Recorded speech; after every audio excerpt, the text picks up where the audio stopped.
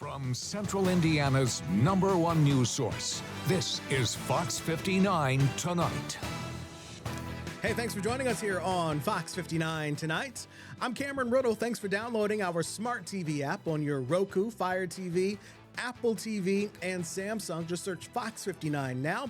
If you're watching on YouTube, hit that subscribe button so you never miss all the conversations that we have here on Fox 59 Tonight. You know, there'll be a protest this week in Indy, and it'll be a protest on the streets, about the streets, to make safer streets. There's all kinds of different ways to get around the city of Indianapolis, a city that was once the headquarters of the first Union Station in trains and mass transit. Now ranks actually pretty low in the world of mass transit. Sure, there's different things there's bike lanes and sidewalks. I guess my point is there's not enough sidewalks because we decided to become a car city and thought everybody would drive everywhere. And so there aren't sidewalks and there aren't great intersections.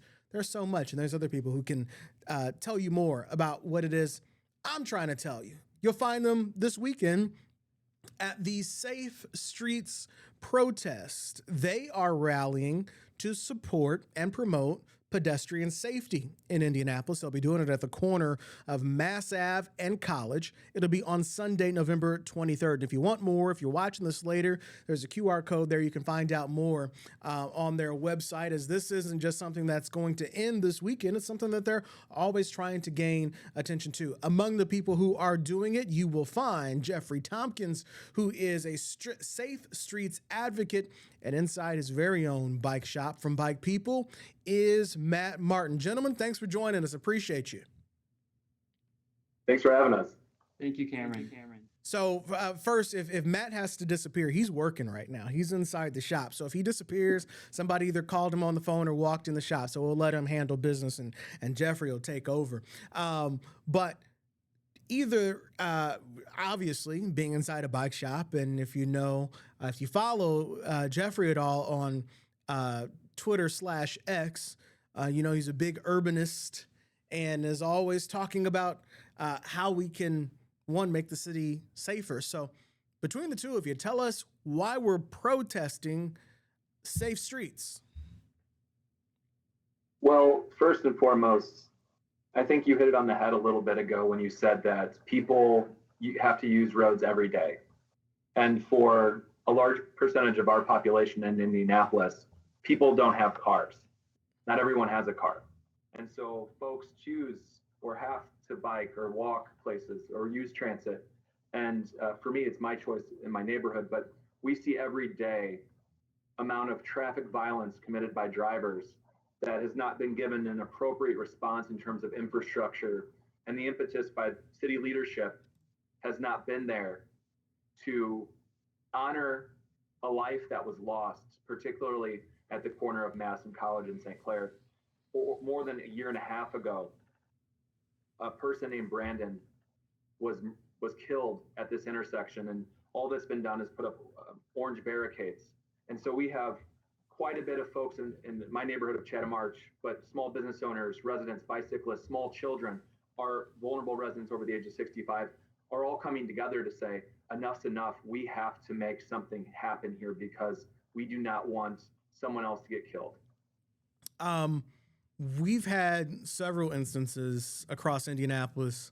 I remember the one that I think about every time I go through the intersection of Raymond, Shelby, and I-65 on the south side, where I covered a story of a gentleman who was killed going through that intersection on a bike earlier this year over the summer. And then also there was another recent accident there. So that intersection at Raymond and Shelby is one that I think of a lot. I haven't thought too much about Mass Ave.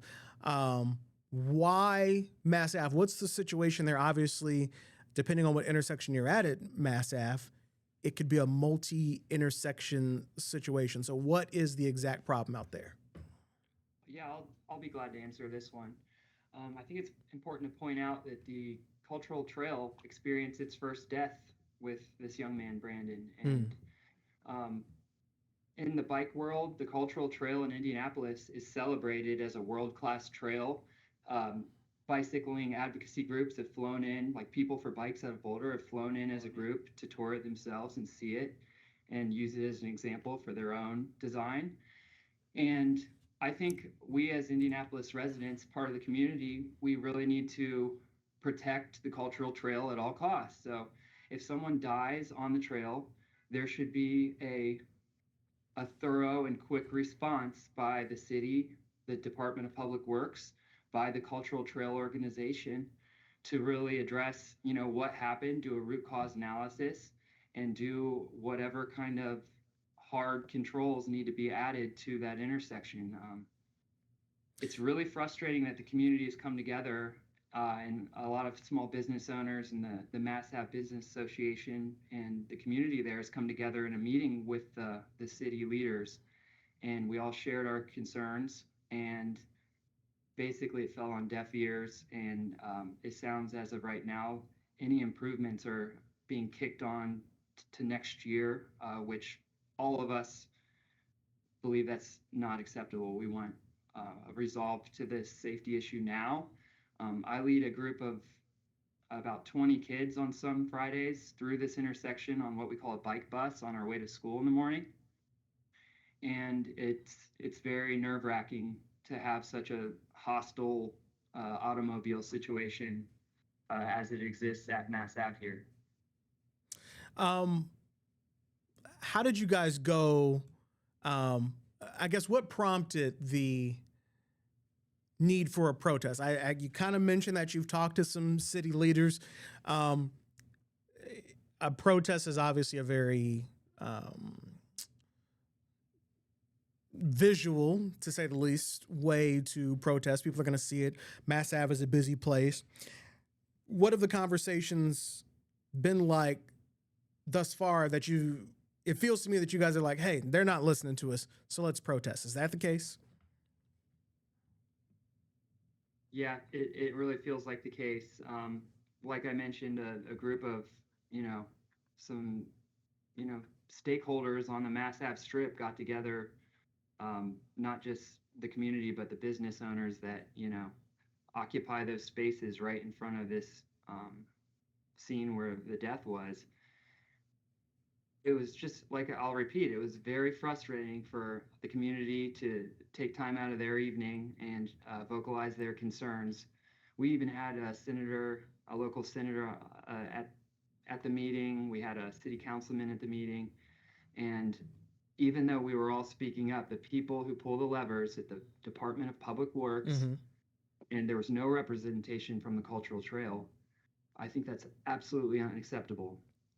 There is seemingly quiet coming from the Cultural Trail about this death on their own, pathway that they boast is a family-friendly trail. And it almost feels as Brandon's death has been swept under the rug. I didn't personally hear about the death until well over a year afterwards, and I'm through that intersection daily, and I'm pretty tuned into what's going on around here. So I don't have a good feeling about the way our city is addressing community concerns right now. And like, what else does it take when you get a group of us together, get senators and city councilors together as a group? We did this as a grassroots effort. And even with all the noise, the city's still kicking it to next year. It's like, what does it take to address a deadly concern when it exists?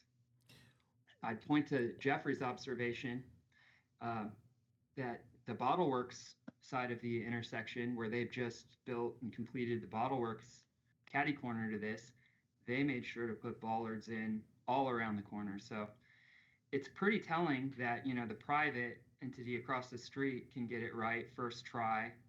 And our Cultural Trail, it's like pulling teeth to get results, to get 5 bollards stuck in the ground to prevent a car from running up on the trail at this,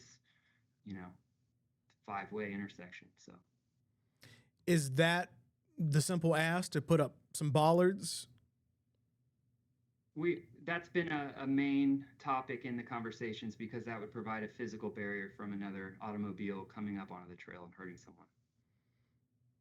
And it doesn't have to be bollards. It could be boulders if that's cheaper. It would just need to be a physical barrier.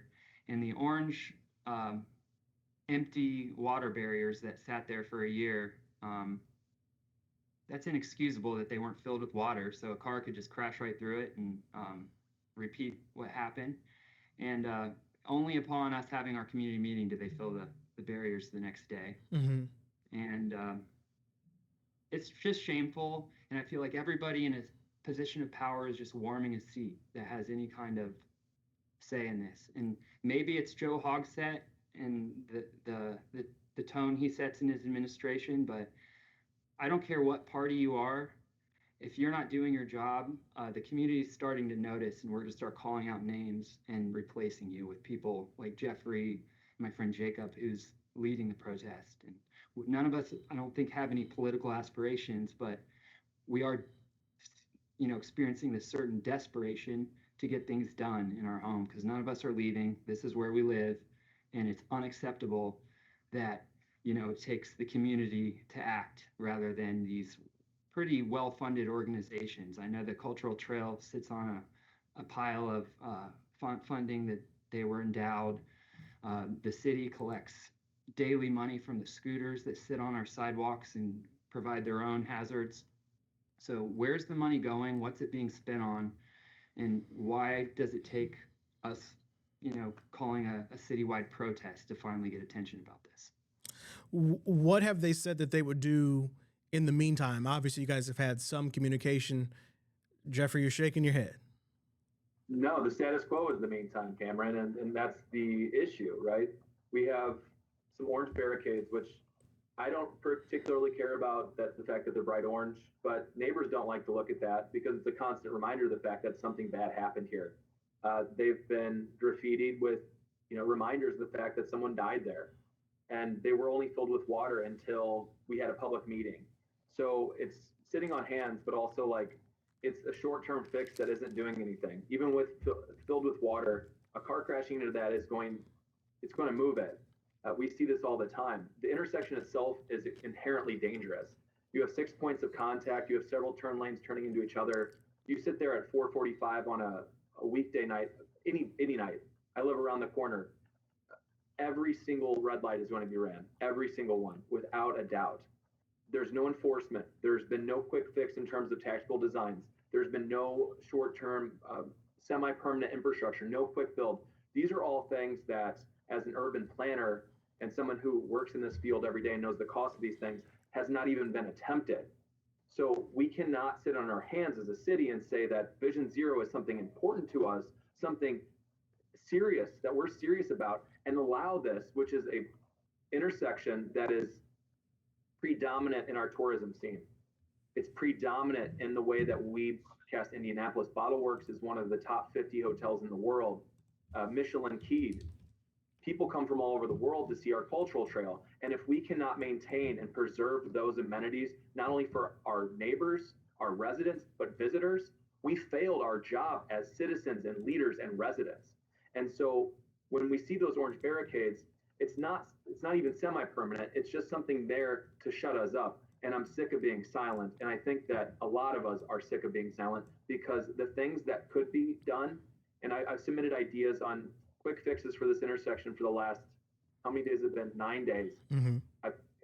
Idea for a quick fix project every day for the last 2 weeks. And to show, because we've done tactical urbanism projects, Cameron, we've talked about that on this show. Mm-hmm. This does not cost a lot of money. It could be done tomorrow, and it can be done quickly and cheaply. So what is the excuse if it's not money? And that the only thing we can realize is that it's political will that's lacking. And so I think that is our frustration, because we have residents that are willing to go do the work. I was in an interview yesterday. I feel like I'm doing a little media tour here, but I said, it's going to take one of us to go down there with a jackhammer and do it ourselves. I don't want to do that. But at some point, it's going to come to we're upset. I'm going to attempt to show the map here of where this is, and I'm hoping that we're able to do that and still all talk before I get too technical with this thing. So let's make an attempt. So the intersection that you guys are talking about is St. Clair, College, Mass Ave. where that all kind of comes together, right? That's it. Okay. You guys said yes. I don't think that everybody can hear you guys. So I'm gonna play with something and talk, but I know that they can hear me. So I just want to show this. What does this mean to you? Are these the same orange barrels that you were talking about? Yeah. That's it. Those are it. They've been on the Google Street View for the last year plus. Yep, that Someone says died there. that says a year and a October half ago. 2024. Yeah. So I mean, that's been status quo. So like, if the short-term fix is the status quo, then that's not enough. That's just straight up what it is. Let me see. I'm gonna try to go back to that here in a second to explain to everybody. So, Jeffrey, you said you had several easy ideas that you've thrown out. What were some of those? So on my Instagram, I've done a series through the last 9 days, which is like one kind of quick build idea. Now, again, a lot of these are you can't have everything. When a city's built for everyone, some people have to make concessions. If we continue to prioritize automobiles over every other form of transportation, even though this is a walkable district, we're going to have these incidents. So some of these quick fix ideas range from the really practical and overnight quick builds to the little bit more zany. And the idea is that we have ideas and concepts, because you throw things against the wall and you see what sticks, as long as you're not throwing bodies against the wall as they're hit by a car. And so we've talked about just curb bump outs, a simple one like we've done in Chatham Arch, talking about a tactical traffic circle. If you put out some signage with some potted planters with concrete, just put a circle in the middle of the intersection, always stop, and you just divert traffic around it like a parquet or something like inspired by Logan Square in Chicago, or even the Condesa neighborhood of Mexico City, when you have this kind of like traffic circle that's a green spot traversed by automobile traffic. Always stop can stop traffic and allow pedestrians to kind of move a little bit easier. And we also know, as planners, as someone who's in this field, we know that stoplights and signalized intersections are some of your most dangerous pinch points in the city, because of the fact that people try to jam up the red lights. So when you have the light switching, you have the people are speeding up through the cone vision sight. And that's when you have these major fatality incidents, not only with automobile to automobile, but automobile to pedestrian or bicyclist. So I think a lot of these ideas that we've talked about is eliminating all the signalized intersections, whether that's through diverting traffic to the other ones, like doing only right turn lanes, or not allowing through traffic on Mass or College, to kind of just get the intersection to be a little bit simpler. If we can turn elements of the intersection to a 4-way stop rather than a 6-way, and then put in some just right turn only lanes, that will slow down traffic with stop signs and just allow pedestrians a little bit more of a chance. It's the red light running from a design angle that's going to be the biggest danger from an engineering aspect. But there's also other considerations in terms of turn radii for the trucks going on to St. Clair. I'm not going to get too much into the weeds. If you want to know more, you can go to my Instagram, instagram.com, Jeffrey Tompkins. I've had ideas for the last couple weeks here, and I'm going to keep doing that until we have our protest on Sunday, November 23rd, 1 to 3. Well, of course, it's okay to get in the weeds here on this, but I was looking at that map as you were talking. One, you bring up a thing about the trucks, because then the business owners as soon as you say you're going to chop down from 6 to 4, well, how's my delivery truck going to get to my business? They need to go around back, or they need to go around front. So you're going to be battling that. But earlier you mentioned at Bottle Works, there's this across the street that has those blocks there. And is this among the things that you're like, hey, at minimum, we could do that? We could do that, and we should do that at the very minimum. And that has been met with what response? Matt? So as you guys go out and protest, and again, I agree, you threw out your credentials at the beginning. You're not just some guy who's saying that we can do these things. This is what you do every day. Matt's got a visitor at the shop. Do your thing, Matt. We got you. It's all good. I'm good. I'm here. You're not just some guy. You are somebody who knows these, knows what you're talking about when it comes to urban planning. Yeah, and throughout the country, we've seen the cities that are serious about Vision Zero. Hoboken, New Jersey. Which, by the way, if I can tell people, Vision Zero is the city's plan that there would be no pedestrian fatalities in Indianapolis, especially in this particular area where they're trying to reduce things like this. That's why we have the no right turn on red thing. Which, by the way, if I could ask you, how's that working out in your opinion? I think that for out of states or out of town drivers, it works really well because they think that there's an element of enforcement, whereas locals understand that there's not enforcement whatsoever. And I think that there's a lot of tools in the toolkit to respond to traffic violence and vehicular violence. One of them is enforcement. And in that regard, IMPD is playing with one hand behind their back in terms of downtown traffic because they have such an understaffing issue. I think they have 25 officers when they need like 40 plus, and they just can't sit and look at every red light. We're also playing with another hand behind our tied behind our back because red light cameras are illegal in the state of Indiana. Traffic cameras are illegal. Speed cameras are illegal, as they are not in other states that have seen Vision Zero efforts. And additionally, our roadways are just too wide. They're too dang wide. So, there's really three components you can get to a safer streetscape. And if you're not going to use design, then you have to use enforcement. And so I think with the no right turn on red, to answer your question, I think for the out of state, the people who have the perceived notion that they might get pulled over, it works really well. For the people that live here, they're going to go through them anyways. Is there, from a driving standpoint, it seems to me that right turn on red feels like something's missing, like maybe a delay in the light, because what I've noticed is if I want to make my right turn, as soon as my light turns green, so does the pedestrian. So then now we're both going and then we stop. I feel like I've seen other places where there's a gap in my light where it gives the pedestrian time, allows them to start crossing, then my light changes. But am I making that up? No, you're not at all, Cameron. That's a good point. So DPW has done a great job on some of their new builds, particularly the Michigan Street and New York Street bike lanes, where they have an LPI, which is the leading pedestrian interval. And what that does is exactly what you said, is it allows that walk signal to come up a little bit before that light turns. So you get a little bit of a head start so the car can see you before they think about mowing you down. It gives you a little second to actually think, oh, there's someone in my line of sight. Correct. When the symbol for the walking goes at the same time as the light, there's kind of a dash. And that's when you have that conflict point of, oh, I didn't see that. Well, maybe you're going too fast, but also give them a little bit extra time because it takes longer to cross the street than it does to drive across it. Well, and I think maybe it's not a going too fast thing. It is when you're sitting there, you're like, wait a second.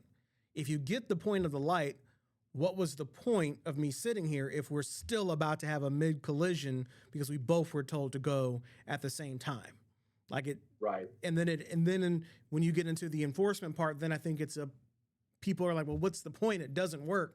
I could have been made my right turn on red and that person would have still been sitting there. So if you've got something where people don't already want to enforce it, where there's already an enforcement problem, but then it doesn't really work the way it should. I guess where I'm going with that, if they've done that at certain intersections, is there a push to have them do that at more intersections to create that delay? 100%. And that's got to be part of Vision Zero efforts, but that's a design exercise, but it also takes the leadership and the money probably to reprogram a lot of these lights. A lot of the older lights are not able to be reprogrammed with the LPI. You're going to need new signals.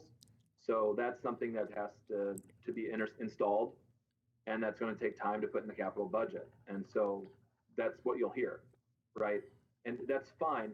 I think that there's a good amount of staff and people in the city that know the right thing to do and they want to do the right thing. But then there's the boogeyman of lack of leadership and the finances aren't there. because most of what we use to build roads in the United States is a top-down mechanism from the federal government dispersed to the states and cities, and then they have to, wait and sit in capital budgets and be apportioned like that. So we're always sitting on our hands because we're waiting for big dollars to come in. I think that what's easier to do in the interim are these quick build things that don't require top-down money that we can do tomorrow, that don't require reprogramming. They're going to inherently slow down the traffic. Our project, our tech build projects in Chatham Arch, is putting curb bump outs, slowed down 85th percentile speed by 7% over the course of 3 months. So it's that kind of thing that has an efficacy that you can do overnight. Look for the small thing incrementally you can do now, rather than, those signalized intersections with the LPI, that's great. I'd love to have that everywhere. We don't have the money for that right now. So what can we do in the interim to get there? And it's just like, instead of sitting and waiting, I think that there could be more action if leadership thought the same way we do, if that makes sense. Is there, and I hear you being practical with this as far as, okay, the traffic lights, you can't change that technology right away if that light doesn't have that technology. It's a whole thing of putting in a different traffic light and a different control box and all of that. But if we go back to Mass Ave, you're saying, could we do some concrete blocks or something in the meantime? Like, I think I hear you asking for, what is the excuse there? Like, it makes sense on a traffic light, but I'm hearing the difference come from you. Right. We don't have to, and this is not just an issue with Mass Ave. This is not just an issue with Indianapolis. I want to be very clear, but there is an issue in this country where we're waiting for the big giant fix, where we're going to get a redesign of an intersection and we're going to redo everything and the drainage is going to be fine. We're going to put in new signals and it's going to be great. And it's going to cost so much money. It's going to cost $15 million for an intersection or some absurd number. And we're going to have to hire consultants to do engagement. And we're going to have to do all this stuff. And we're going to have all the engineers. We're going to have the drainage. We're going to have to do the landscape. And all of a sudden, you have gotten away from the purpose of what an actual intersection is supposed to do, which is move people to connect them with the places they need to go to make money.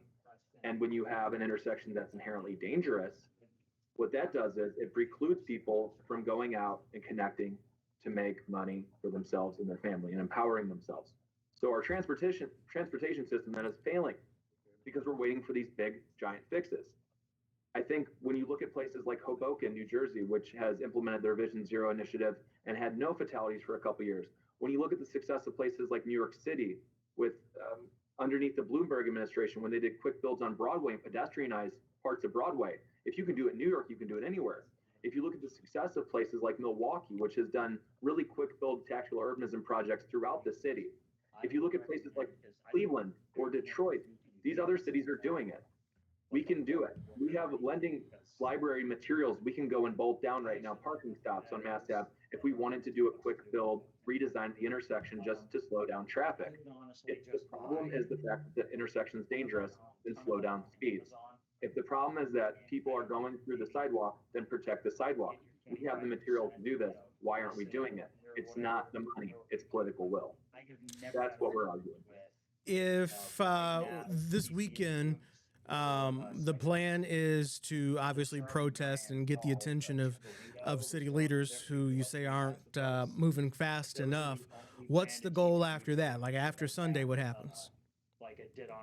Well, we'd like to see a little bit more of a commitment from a quick build aspect. I know the city has $1 million in the quick build fund that's going to be prioritized for things like this.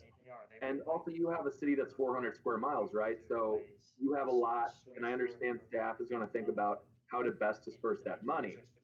However, when it comes to an intersection that's seen a fatality and 47 plus incidents in and around it in the last couple of years related to pedestrian safety, I think there does become a priority there, especially as it pertains to the cultural trail and our greenway system as it connects with the college multimodal lane there.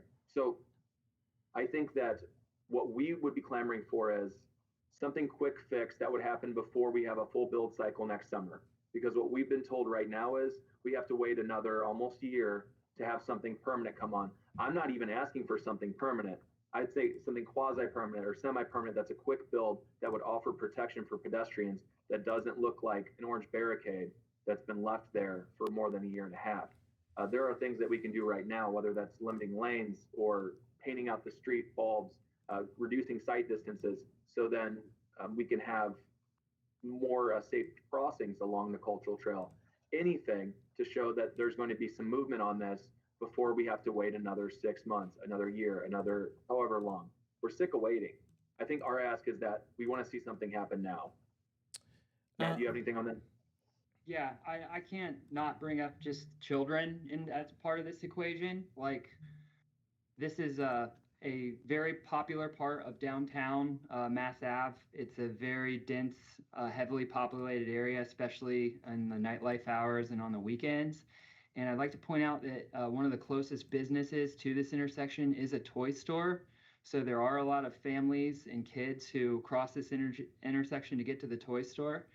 And I'd like to point out, too, that, the cultural trail is a main supposedly safe way to access downtown. And if the surrounding neighborhoods, if we can't feel comfortable having our kids bike the cultural trail through all the intersections or around these areas, then we've failed. And the cultural trail is, not really what it seems to be or what it's purported to be.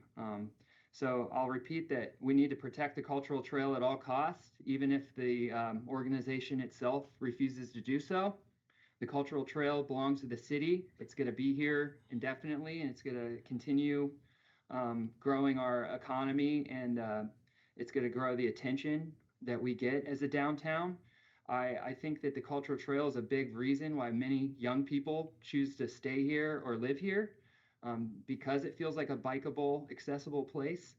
And I'll repeat that it's truly shameful that the people that are sitting in the chairs that could make differences in these organizations are pretending this didn't happen. And Jeffrey, myself, Jake Butler, and everybody else who's been part of this movement, we're not accepting this anymore, and we are going after anyone who gets in our way to fix this at this point, because we're not going to watch someone else die. Well, I appreciate the passion from you both on this, and I wish you luck with the protest and the that you get some engagement and some solutions and some collaboration, because on one hand, closed mouths don't get fed. So it's good that you guys are speaking up. Hey, Jeffrey, did you take a speech class or debate class in college? No, I failed speech several times. Okay, well, you get an A+ today, because what you guys don't know is I was manipulating things visually, and Jeffrey kept talking and covered while Matt went and handled a customer. And if I didn't say it, you guys would have never known. So I'm like, keep talking, Jeffrey. I got it over here. Keep talking. So good teamwork on that, which leads me to say, Matt Martin, tell us where you are inside of the bike shop there. Yeah, thanks. Bike People is a downtown bike shop, community bike shop. We are located in the same building as the restaurant called Natural State Provisions. Also a sister restaurant to Kingdo, which sits next door. So if you're down in this neighborhood, come through. We do bike repair, sell new bikes, and sell a lot of bike stuff, and have a community vibe. So be glad to see you. Well, I may have to come back as we get into some warmer weather, because I go back and forth. There were a couple of summers where I biked every day, and then I haven't done it in like 2 years at all because I've been busy doing other stuff. But I can also never find, I don't care what salesman tries to give it to me, a bike seat that doesn't hurt. I've got the most cushy ones, all of them, they all hurt. I think I just weigh too much now. Oh, yeah. Well, you do get what you pay for. So well, I have like the most expensive bike saddles ever, almost. Brooks saddles, and they've been around for hundreds of years now. Okay. So come see me. And what's the address down there? It's 414 Dorman. And again, we're at the Natural State Provisions patio. So. Okay. Mm-hmm. All right, gentlemen. There's also a dog park there, so bring your doggos. Oh, yeah. Okay. All right. Thank you. Hey, gentlemen, thank you so much for your time. I appreciate talking to you. And again, good luck with as you try to keep everybody safe. Appreciate your time. Thank you, Cameron. Thank you, Cameron. All right. Appreciate you. Not a problem. That's going to do it for this edition of Fox 59 Tonight. We are on every night at 8 o'clock here on the Fox 59 Now Smart TV app. And, of course, you can talk with me every Sunday morning on my radio show Open Lines on 106.7 WTLC and on Hot 100.9. As always, thank you for watching, and we will see you back here on another night at 8 o'clock. Good night.